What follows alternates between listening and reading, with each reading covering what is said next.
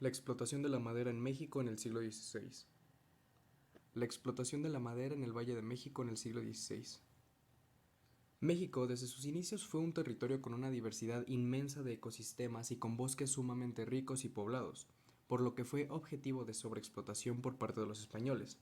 Sin embargo, también se debe apuntalar la conciencia ya existente de los problemas sobre el gasto y el agotamiento de estos recursos para así de alguna forma proteger otros sectores, como el minero y a las poblaciones indígenas. Cuando en 1573 se publican las nuevas ordenanzas de población de Felipe II, un número importante de enclaves urbanos ya estaban construidos. Es cierto que, con anterioridad, solo pinceladas rápidas, nada concretas, eran dadas por las cédulas reales expedidas a conquistadores y funcionarios de América, pero que existió una conciencia urbanística es indudable. Estas nuevas ordenanzas venían a significar otro episodio en el afán burocratizado y organizativo del presidente del Consejo de Indias, don Juan de Obando. Para ello, recopila las leyes dictadas con anterioridad y hace una ordenada relación de normas urbanísticas basadas en Vitruvio. De hecho, en paralelo, podemos decir que estaba concluyendo el episodio de conquista de territorios y se pasaba a la colonización precisa de los mismos. La madera tuvo muchos usos, pero principalmente se utilizaba para la construcción, al igual que la piedra, adobe, etc. Fueron recursos importantes para formar los cimientos, muros y techos de la nueva arquitectura. Las estructuras de las nuevas iglesias iniciaron siendo de madera. La diversidad y abundancia en el Valle de México de árboles contribuyó a una adecuada apropiación de recursos. Asimismo, la variedad de formas fue útil en el momento de la construcción de las ciudades, por los tipos de suelo. Igualmente, se usó la madera porque era la tradición en Nueva España. Al agotarse los bosques, las estructuras fueron cambiando. Explotación de la madera enfocado a la arquitectura. Como anteriormente se mencionó, la arquitectura fue en Nueva España basada principalmente en madera. Era un material que se usaba para los techos o paredes de los lugares. Un ejemplo de esto es el de las primeras iglesias que se hicieron en Puebla durante en 1533, lo cual tenía en el techo una estructura completamente de madera que reposaba en pilares del mismo material. Por daños en años anteriores fue demolida en el siglo XVIII. Explotación de la madera enfocado a la minería. La minería no fue una actividad desconocida para los nativos mesoamericanos. Los nativos practicaban la minería aproximadamente desde el siglo X después de Cristo. Conocían metales como el oro, la plata, el cobre o el plomo. Como bien se sabe, los nativos no utilizaban los metales con fines bélicos, sino que los utilizaban con fines ornamentales y religiosos. Aunque la mayoría de minerales se obtenían de manera aluvial, también se realizaban pequeñas galerías subterráneas. El equipo era rudimentario y escaso. El impacto ambiental que se hacía en las zonas aledañas de las minas no era significativo considerando que la tecnología y la demanda de estos minerales no era esencial. Recordemos que esa era una de las grandes diferencias entre los europeos y los americanos. Los primeros los utilizaban mayoritariamente para la guerra y los segundos con fines religiosos. Ahora, metiéndonos de lleno en el tema, el impacto ambiental fue más considerable con la llegada de los españoles. Nuestro análisis se centrará en la zona más allá del Bajío, donde se dio la actividad minera más importante del siglo de nuestro análisis. El impacto ambiental, y en especial enfocado a la deforestación, se da desde diferentes perspectivas. En primer lugar, los métodos para beneficiar la plata eran diferentes y se daban en función de la capacidad y tamaño de los reales de minas. El método de patios requería capital y, además, el azogue estaba monopolizado por la corona, por lo que algunos reales preferían seguir utilizando el método de fundición con leña.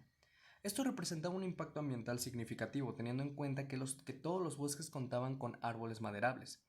Los retos geográficos de los lugares con actividad minera también provocaban que los reales mineros que se asentaban utilizaran madera para construir iglesias, casas, edificios gubernamentales, etc. En poco tiempo, el paisaje cambió ya que era sumamente evidente la deforestación. Al talar los bosques no solo conllevaba la deforestación, sino que también se morían los animales de los bosques y el agua era contaminada con el azogue de las minas.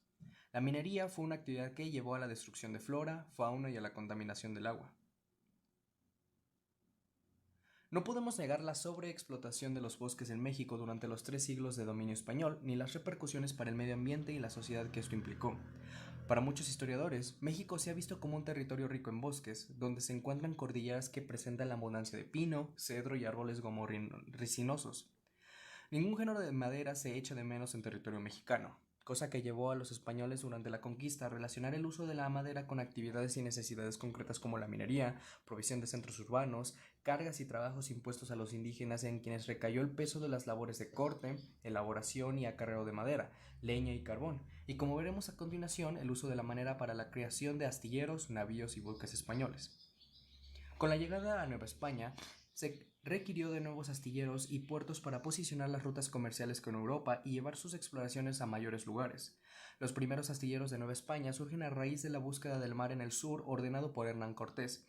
Dichas obras de navíos darán inicio a Zacatera, donde se fundará la Villa de la Concepción a principios del siglo XVI. La construcción de este artillero reflejaba puntos desfavorables para los españoles, debido a que las herramientas y materiales para construir los navíos eran traídos desde Veracruz por los tlamemes, lo cual representaba una ineficiencia en los tiempos de traslado. Estos problemas dieron inicio a buscar nuevas zonas para la construcción de astilleros más eficientes, tanto para conectar con el mercado europeo de forma estratégica como una mejor ubicación geográfica dentro del territorio novohispano. Durante 1526, Cortés optará por construir otro astillero en Tehuantepec, el cual resultará ser más práctico gracias a que la madera de los barcos será extraída de la selva Chimalapa, la cual quedará próxima a la ubicación y todas las herramientas serán llevadas con mayor velocidad por el río Coatzacoalcos. Con el paso del tiempo y gracias al estudio más detallado de la región, las técnicas para la construcción de barcos se irán perfeccionando.